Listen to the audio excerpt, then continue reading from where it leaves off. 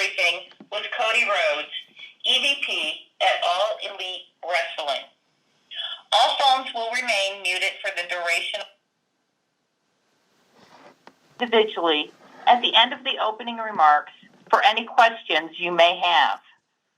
If you would like to ask a question, there is a hand icon on the go-to dashboard. Please click the icon to indicate that you have a question. We will unmute lines and announce your name as hands are raised to allow you to ask your question. But again, only at the end of the opening remarks.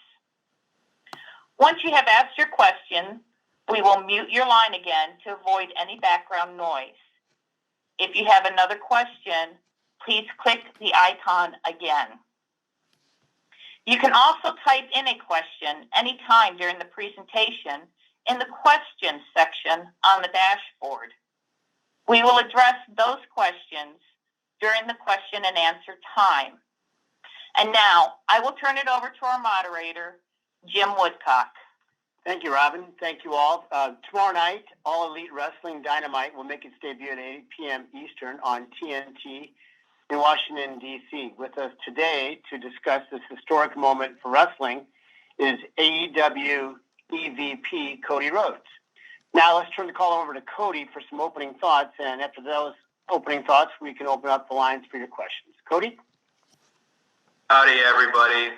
Thank you for joining me today. We're a day away from the biggest thing I can remember in my lifetime as a wrestling fan and as a wrestler to happen, the biggest weekday just in the history of our business, potentially.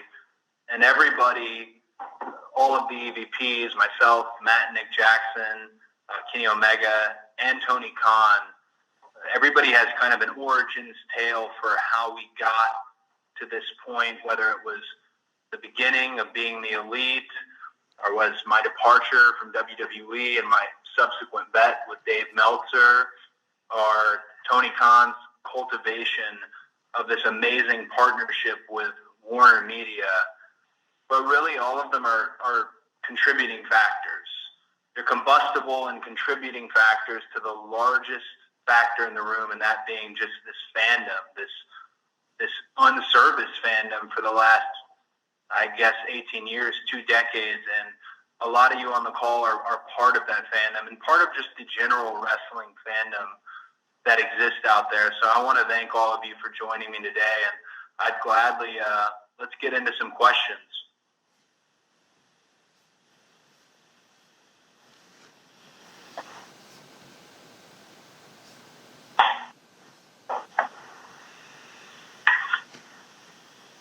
Okay, well, thank you, Cody. So we're going to open up for questions here in just a minute. And our first question will come from Gary Cassidy.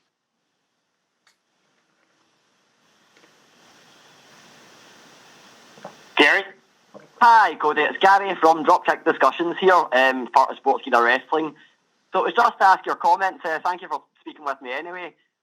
Recently, Kenny Omega was interviewed by yourselves, and it caused a little bit of controversy, speaking about the Wednesday Night Wars, and it compared it as being real stars against developmental talent. What would your comments be on that?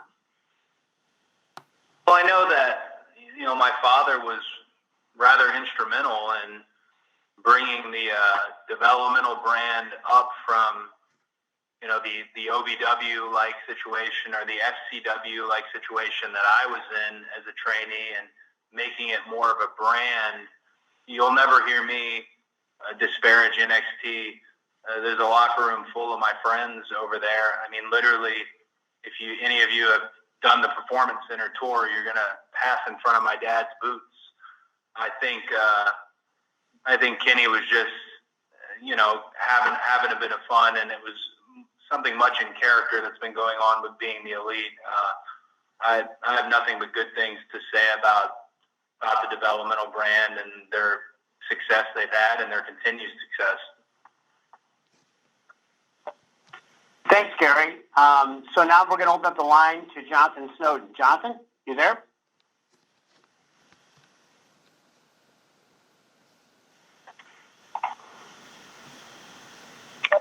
Jonathan, can you unmute yourself?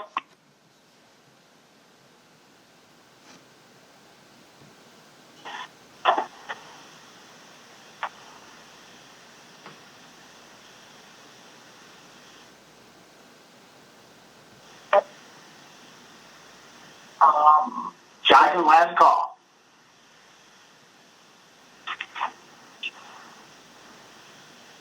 Okay, well, we'll go with Sean Radisson.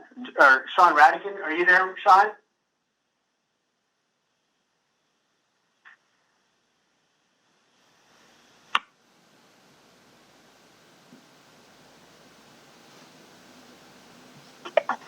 Sean, you can ask your question now.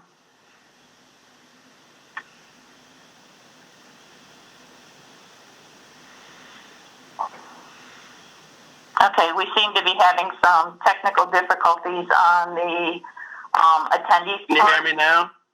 Yes, we can. I got a microphone message on my computer. So. Okay, go ahead, Sean. All right. Cody, you've had the chance to work with some young talent in recent years, but the Angles haven't really had a chance to fully develop. Like, people want to see you against Flip Gordon last year, building to All In, and you had a draw with Darby Allin that was great back in June at Fyter Fest. Tomorrow on TNT at the debut, on the debut night, you're in the opening match against another young talent, Sammy Guevara. Can you talk about that match? And do you think with 52 weeks of TV, you'll have time to build regular programs with young talent and tell a different kind of story? I think of utmost importance is introducing this new cast. Bell-to-bell wrestling and sports-centric wrestling, which we're providing, is wonderful and a huge part of what we're doing, but there has to be a human connection. You've got to know who these folks are. There's a reason I went out in between when we signed and the creation of All Elite Wrestling and started the Road 2 series, producing it out of Atlanta, was to introduce these new characters. So I think we can bring that and we can integrate that. And we are going to integrate it into Dynamite itself. And you mentioned Darby in that draw. That's unfinished business.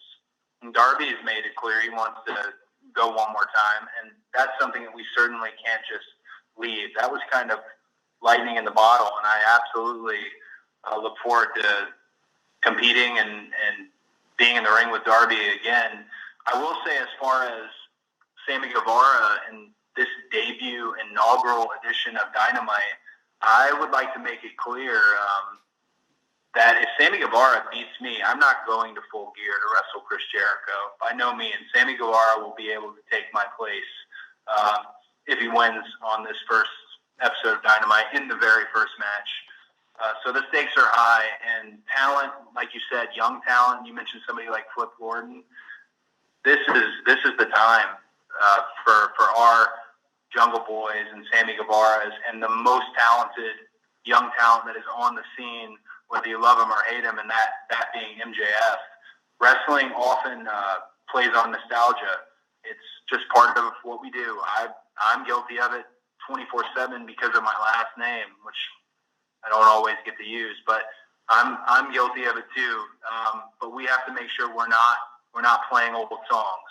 We're playing new songs, and I think, like you said, 52 weeks of television a year. I think we can do that. Thanks, Cody.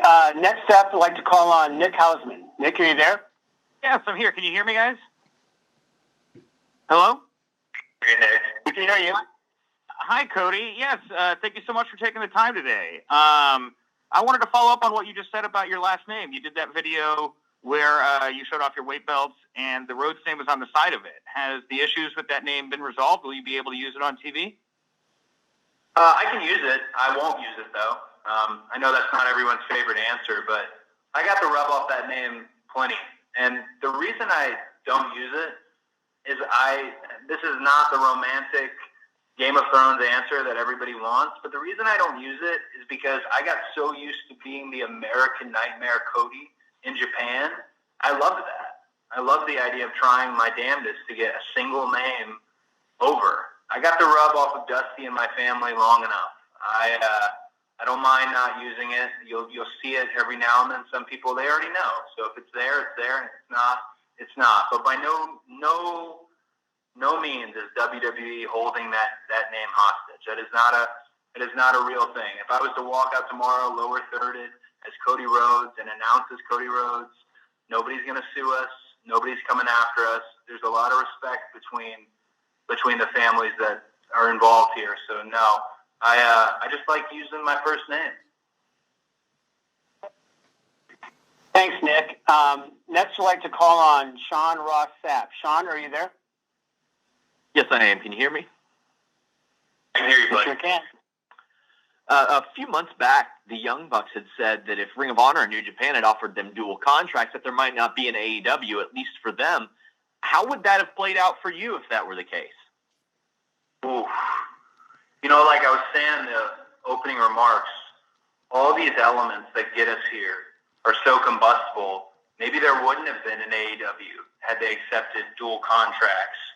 But honestly, the timeline exists because they didn't, and because they did start being the elite, and because I did leave WWE, and because Tony Khan, as a wrestling consumer and a billionaire, wanted to actually invest in us and represent the wrestling consumer because he's a wrestling consumer. So perhaps we wouldn't have an AEW had they taken those contracts. I'm not sure. My mind around that period of time was headed towards doing Double or Nothing and doing a sequel to All In, providing self-promoted events. That was where my mind was at. The idea of this overreaching larger company, that idea just became more and more real as our free agency started to loom in January.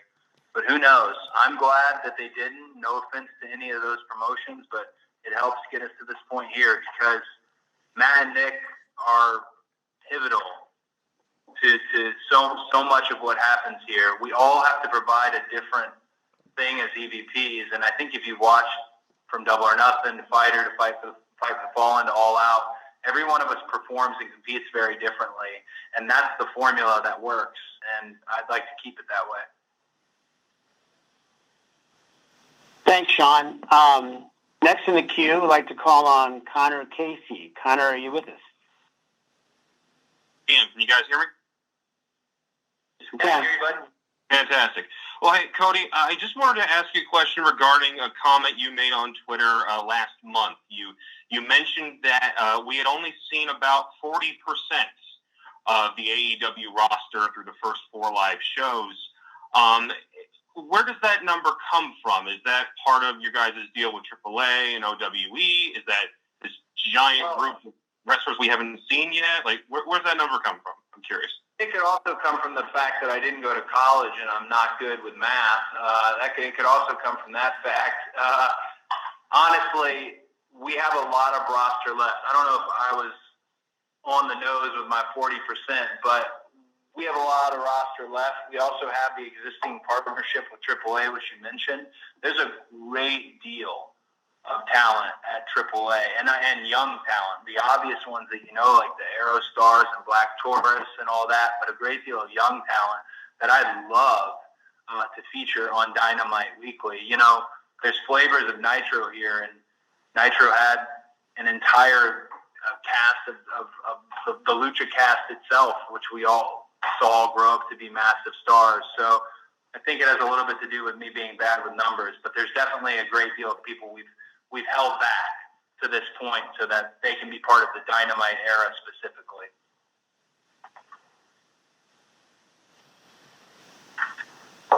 Thank you, Bill. I'd like to call on next Dave LaGreca. Dave, are you with us today?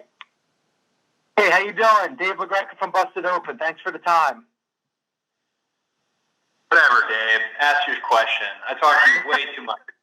I'm kidding, man. Wow. Cody, you said that this is the biggest weekday when it comes to pro wrestling, and this is something that you've been waiting for a long time. I'm interested what your mindset is going to be like Wednesday night. Are you going to have time to enjoy it? Are you going to be nervous? Are you going to feel pressure? What's going to be going through your head? Well, I mean, at this point, I've had about 3 sleepless nights in a row mixed with nervous puking. So yeah, my anxiety levels are through the roof for this event. I say it's the most important weekday in wrestling in my lifetime, but really, as wrestling fans and wrestling journalists on this call, I can't think of a more important night than perhaps MTV and Rock and Wrestling. I really can't think of a more important night when wrestling was destination. And we've got your destination. So I don't mind those nerves. I don't mind. As long as they're not on my face. Your entry is not valid. The tunnel tomorrow night, as long as I can perform. I like to play into my nerves. Randy Orton taught me a term a long time ago called the red light. Your entry is when the red light's on, I can do just about anything, and that's who I want to be tomorrow for this show, and that's who I have to be. A lot of people have put a lot of pressure fairly on us. There's a lot of promises. There was a lot of campaigning and a lot of campaign promises to what Dynamite will be, what AEW will be. And the greatest thing about it is the people making those promises are also the one in the ring. So it's my job to deliver. Nervous, absolutely. Scared, not one bit. I'm ready for this.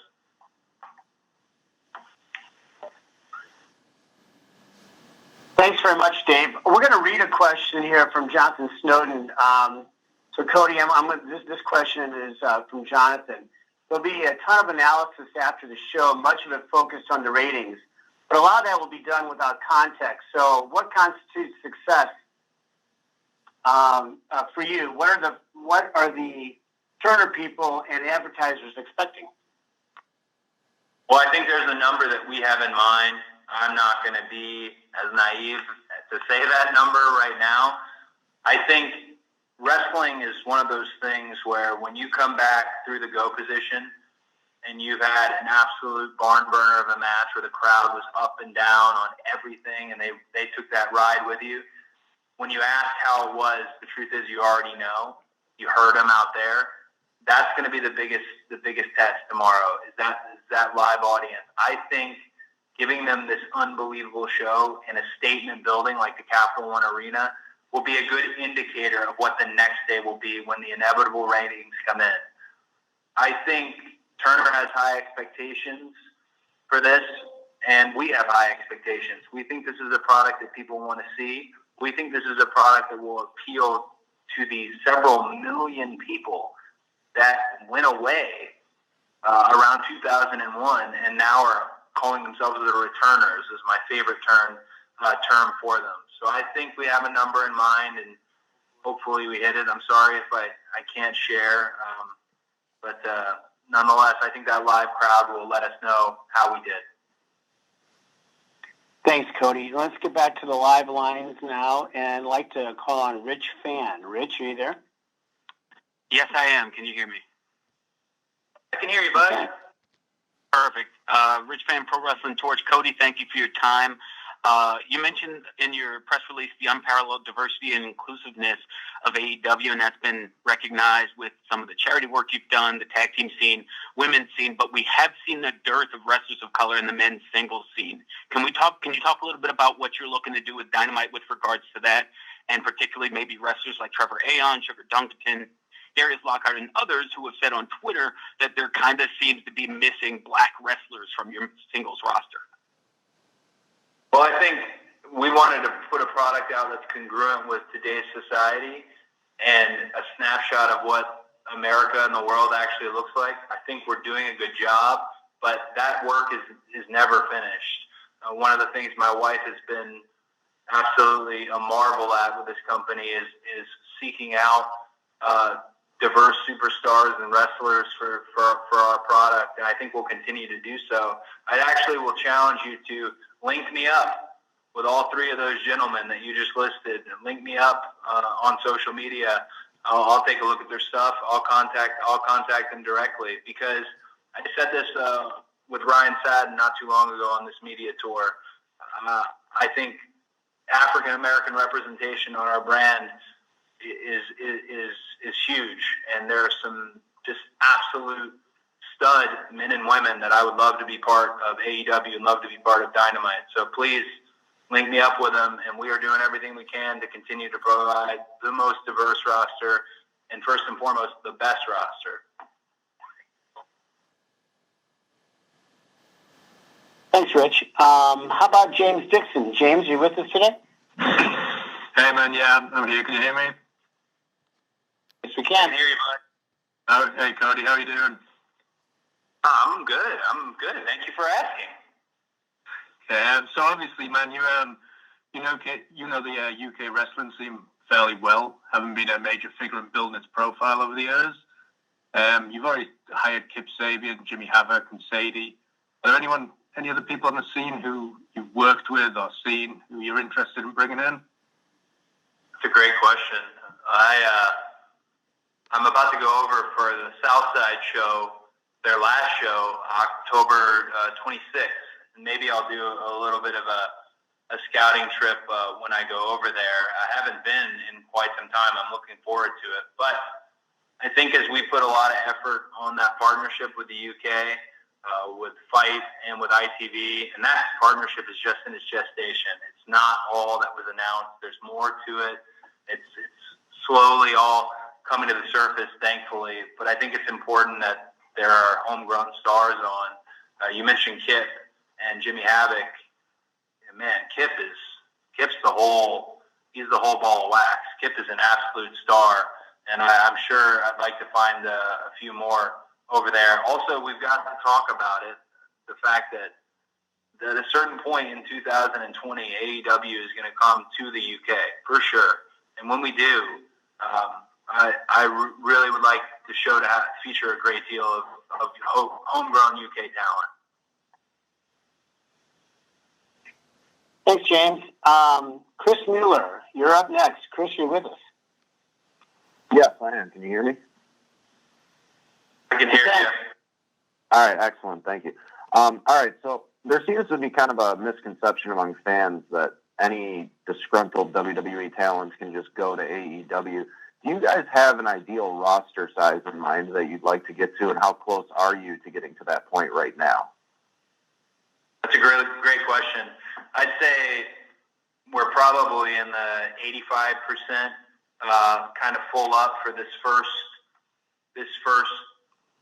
bit of Dynamite, if that makes any sense. We've gridded our TVs very far back. There's a lot of emphasis on long form storytelling, so we're fairly full at the moment. Definitely, there's some gems along the way, but yeah, there is a misconception that anytime someone is disgruntled or anytime someone has a bad Raw or SmackDown, that they can immediately call or text me and it'll be done like that. But I have to say we would be doing a disservice to the crew we have now. There's a lot of people that will be introduced over the course of Dynamite. Some of them you've already met, that people like Riho, people like Kip, people like MJF, and it's important that we introduce that crew and do them justice. Otherwise, I'd find myself in the position I was in at WWE, where I felt like I wasn't being presented and nostalgia was being played instead, and I think that's important. But to answer your question transparently, I'd say about 85%. Excellent. Thanks, Cody. And we are now going to go with Joseph Staszewski. Apologies if I've got that pronounced incorrectly, but Joseph, I believe you know that we're calling on you, so you're up next. And Joseph, we need to have you unmute your line, please.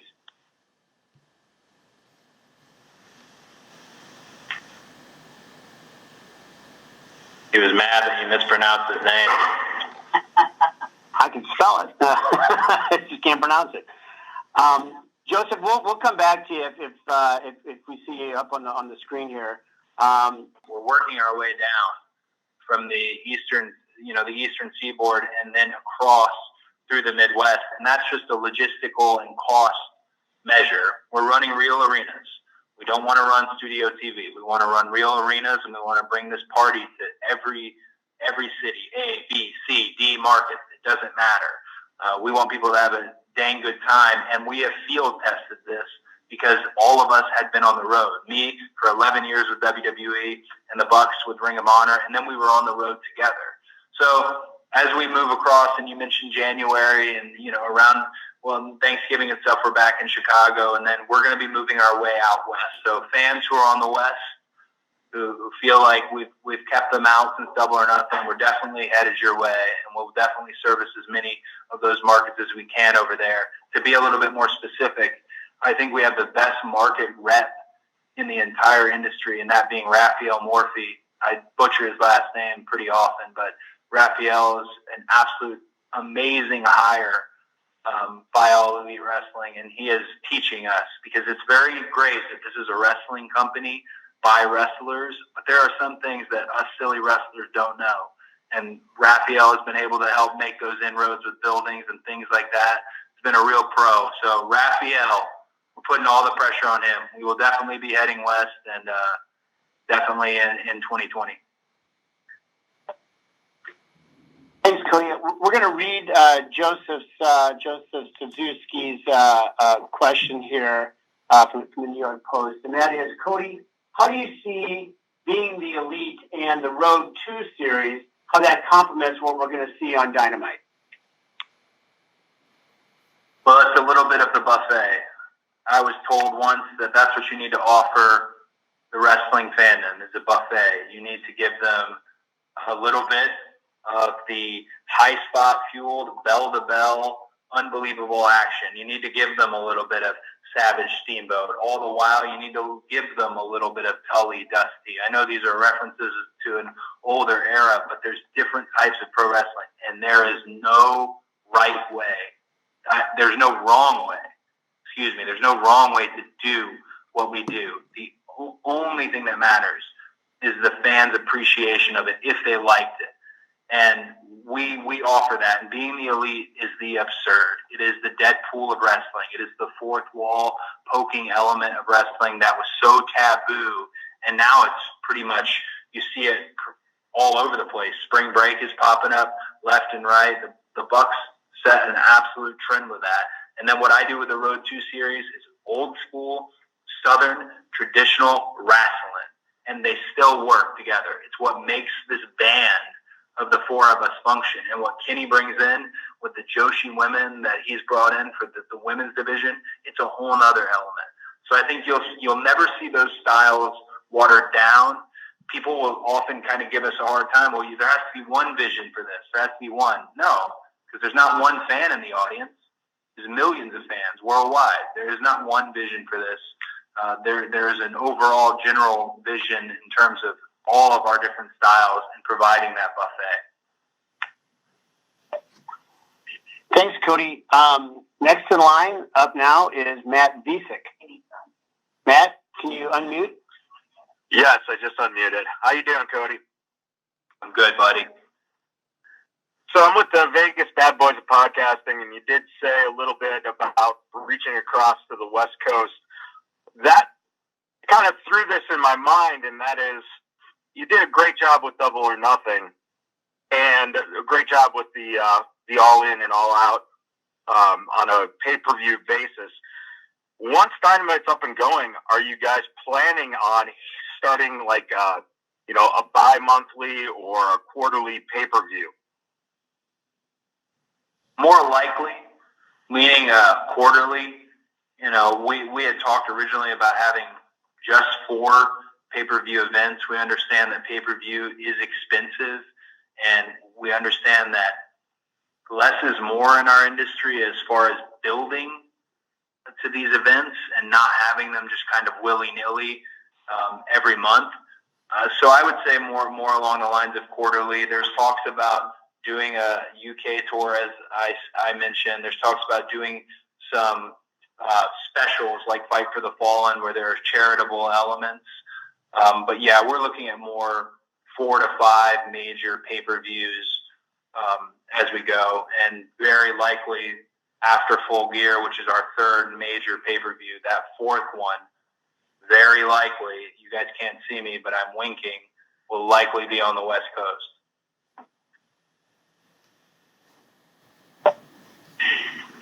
Next up is Christian Bruns. Christian, are you with us?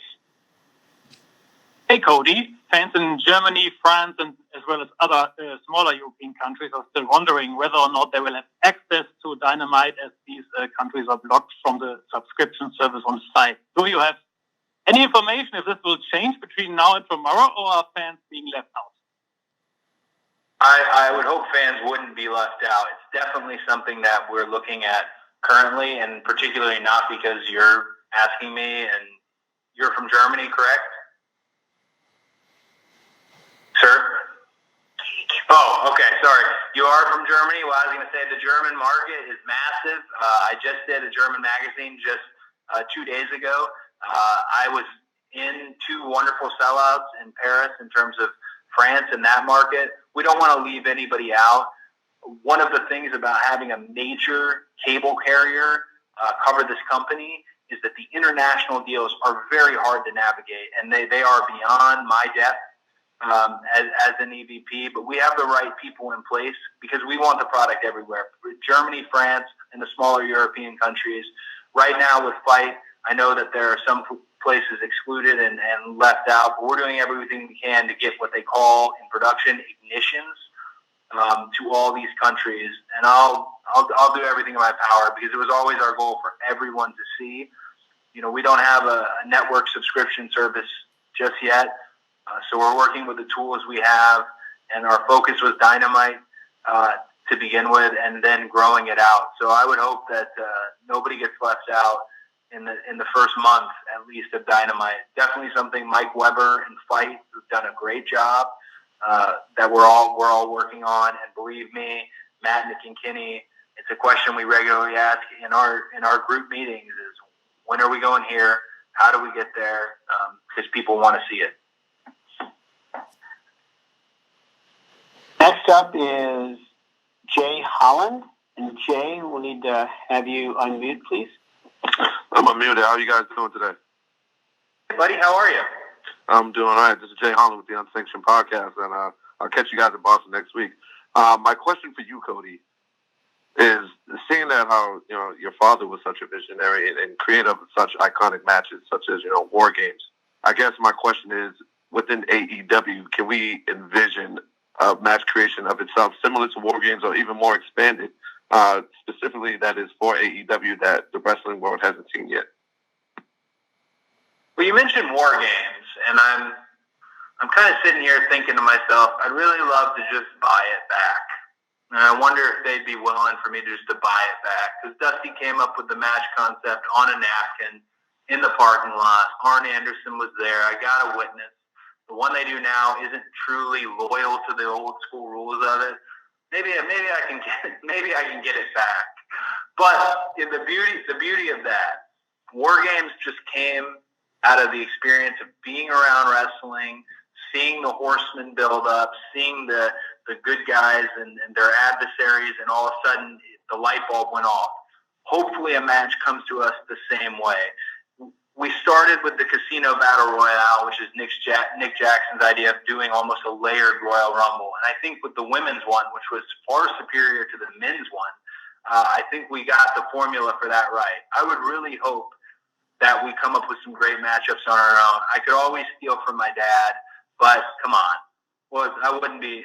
He wouldn't be proud if I was just yanking all his ideas. I do have the Bunkhouse Stampede on lockdown if and when we need to. Also Battle Bowl if and when we need to. But I know amongst us, especially Tony Khan, who seems like he's coming up with a different match concept every day, I know we can come up with something real original. And maybe we float that out. Float that out to WWE for me. See if I can buy back War Games. Thanks, Cody. I'm going to read a question just entered by Jason Powell. Cody, will you be keeping an eye on your head-to-head competition on a monitor, or will you be focused solely on your own show? Oh, we'll be focused solely on our own show. I think it would be arrogant of us if we had a monitor on the go position with what the competitor was doing at the time. Of course, we're not living under a rock. We're going to be aware and what's matched up against what and how they did. When you get to look at all that data on Thursday, but we've got to do us. We were always going to be on TNT. on a major cable network like this. So this was always in our plan.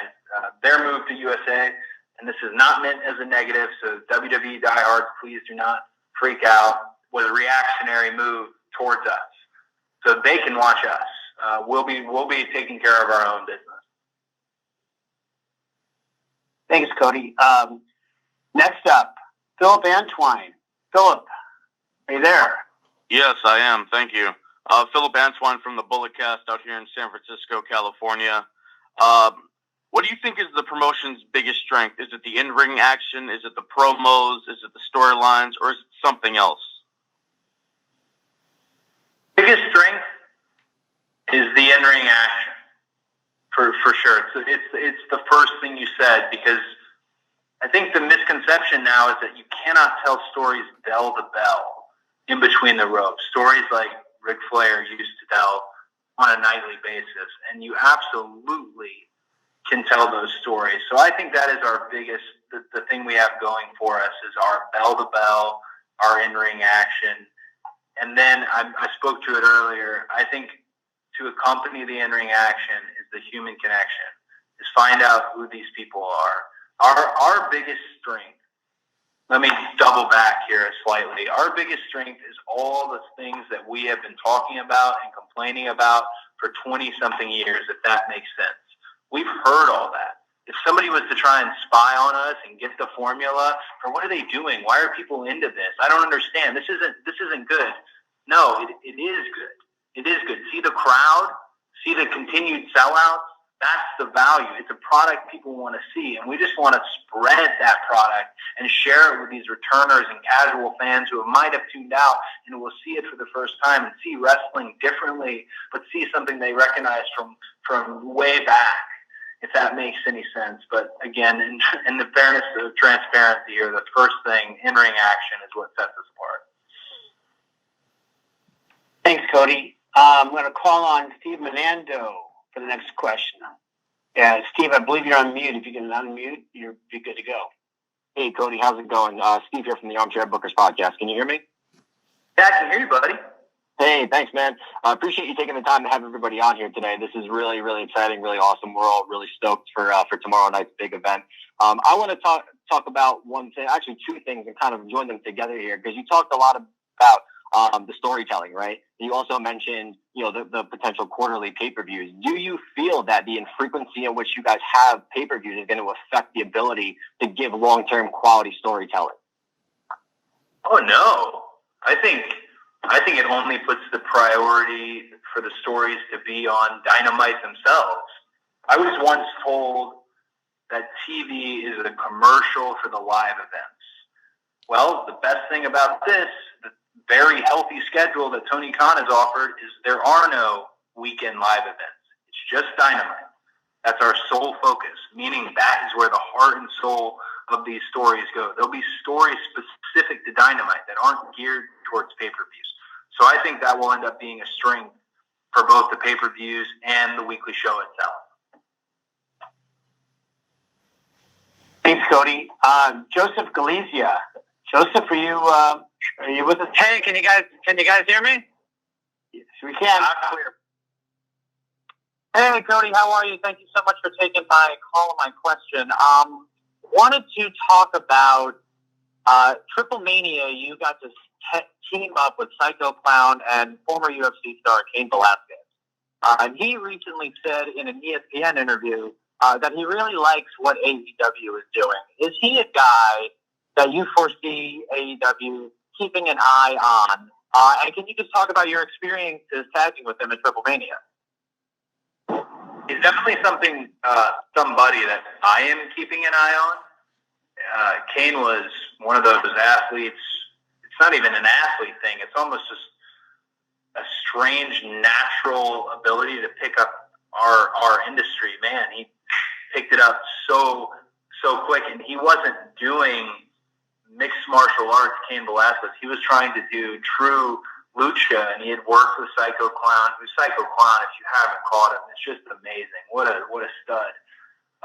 So I was blown away by Cain Velasquez. I would love to bring that tandem and that tag back to All Elite Wrestling. I'm glad to hear he likes what we were doing. I like what he's done with AAA. I continue to monitor it.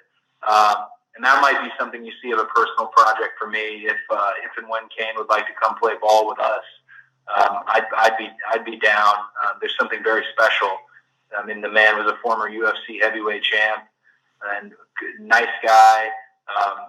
Represents a whole part of the world. Just a special human being. I think he'd be a great fit to our family.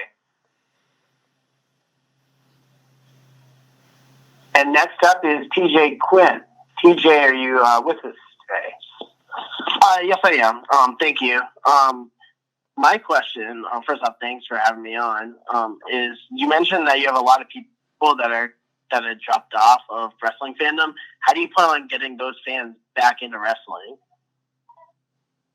I think the ticket is we have our demographic that has kind of followed us around, and they've enjoyed what All Elite has been about, and they've been part of this army. The reason the show was almost called Revolution is because whether some people like it or not, what's happening in wrestling right now, it's a revolution, and these revolutionary fans are part of it. I think it's about those revolutionary fans spreading the message, not unlike any pop culture hit today where you tell, hey, did you watch this show?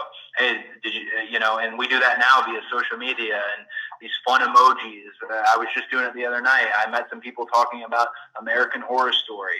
I think it's about appeasing and playing to this crew of fans that has got us to this point, and them spreading the message that is All Elite Wrestling. And then the power of TV is not something you can dismiss. It's something that's said often, like, oh, once we have the power of TV, so many wrestling companies that couldn't get it wanted it. It truly is special. Warner Media has done such an absurdly good job with the marketing and the branding of AEW and sharing it with perhaps fans that weren't fans. It's really absolutely just, I'm marveling at how well they've done of a job at Warner Media and the chief brand officer and the most beautiful woman in the world, my wife. It's amazing. Another key to getting to some people who've never seen wrestling is extrapolating on the character profiles you have. I'll give you an example. Brandon Cutler is wrestling MJF tomorrow on Dynamite, and they got into a Twitter beef over Dungeons and Dragons. And the amount of Dungeons and Dragons fans who have never even seen a dang wrestling ring, who are now tuning into this to see if MJF basically gets shut up. It's really special, and that's a way to kind of combine all the different fandoms. And I hope we can do that. There's a reason I go on social and kind of put my neck out there about the games I love and the teams I love and the shows I love. I want to connect. The interconnectivity that is our world and the entertainment world. So I answered that with the biggest possible answer ever, but I hope that's how we can do it. Cody, I've got a question here from Michael Shalik from SU Scoops. Cody, can you talk about the biggest challenge you've experienced thus far as an executive VP of AEW? Has anything really surprised you about the process from the corporate side? I think I was supposed to be really challenged up to this point, but I had the just absolute blessing of having had Dusty in my life, who was an executive with Turner and WCW and also a performer. I got to see firsthand managing and producing a segment and then going out to the ring and performing yourself and performing at a high level. I wouldn't know what to do with this wrestling education I've got if it wasn't for AEW. I mean, I got 3 decades to talk everyday wrestling with Dusty Rhodes. I got 11 years to be around guys like Dean Malenko, Arn Anderson, Randy Orton, all these wonderful people who taught me. So that's why I don't think I've been challenged by the corporate side of this job yet. This education was perfect for it. I'm sure there will things that will come up. There are things that a wrestler who didn't go to college like me isn't fully aware of or in tune to. And the first thing I do is find somebody who is. I'll give you prime examples. Chris Harrington, who's the Vice President of Business Operations. Raphael Morphy, the market rep. We've tried to flank ourselves with genuinely very smart people when it comes to this. And Tony Khan, what a businessman that guy is. What a businessman and what a great champion and ally of the wrestling business. So I've yet to really be challenged by it all other than knowing when to take the headset off and start stretching. As simple and silly as that sounds, it's been like mental math for me, but it hasn't been a challenge yet, mainly because it's been too much fun. Cody, I've got one more that was lobbed to us via email here from John Alba from the Spectrum Sports and Living the Gimmick podcast. John likes to know how hands-on TNT is with the physical production of the TV show outside of cost. Will it have any say in the format / rundown, or is that strictly on the AEW team? It's strictly on the AEW team. What you see as far as Dynamite is concerned, they have been absolute wonderful allies in terms of production. They do wonderful things with the NBA. If you look at some of the big wigs there at Turner with Brett, with Sam, with Kevin, and you look at what they've been able to do, they've offered us those resources. Talking about something as functional as the difference between a jib cam and a flying jib cam. And to have that high-res, next-level production that the NBA has, partnered up with Keith Mitchell, who a lot of people on this call already know who Keith Mitchell is, former executive producer for World Class, turned WCW. I mean, the absolute man when it comes to this type of stuff. They've just been great allies. They've yet to give us any type of ultimatums or network notes concerning the show. They're allowing us to go out there and play our music and hope the people love it. Great. We're almost at time here. Cody, if you got time for one more question, we're going to spin the roulette wheel here. And looks like Tommy Walter comes up the winner here for the last question. Tommy, are you with us? Yes, I am. Wow, what an honor to be the last question. Tommy. How's it going, Cody? It's very, very good. How are you? I'm doing well. This is kind of a statistical question because I'm a geek.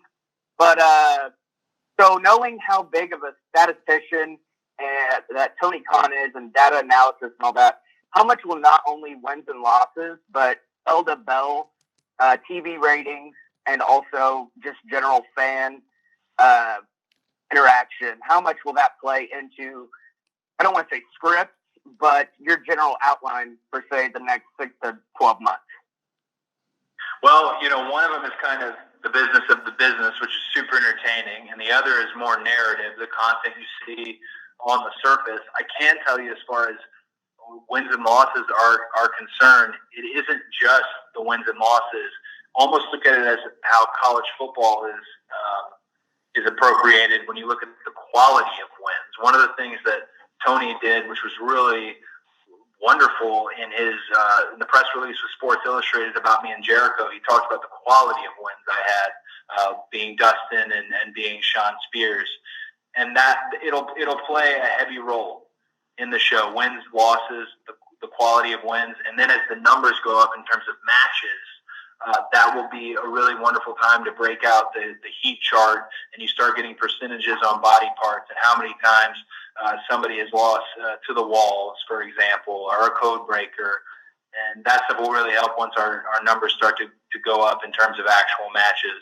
On the other side, we hope that narrative element of it, the wins and losses mattering, and the building and the prestige and the championships mattering, we hope that it will be congruent with the ratings and that they will go up with all that as well.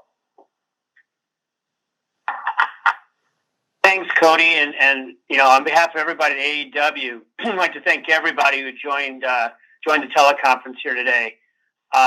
We'll be distributing an audio copy shortly, and we're sorry we couldn't get to everybody and address everyone's questions, but we're really grateful for the time you spent with us this past hour. And if you have any follow-up questions, here's what to do. Please email media@allelitewrestling. So it's media@allelitewrestling.com. And we'll get to them as best we can. We look forward to seeing you tomorrow night on TNT. So thanks again and have a great day.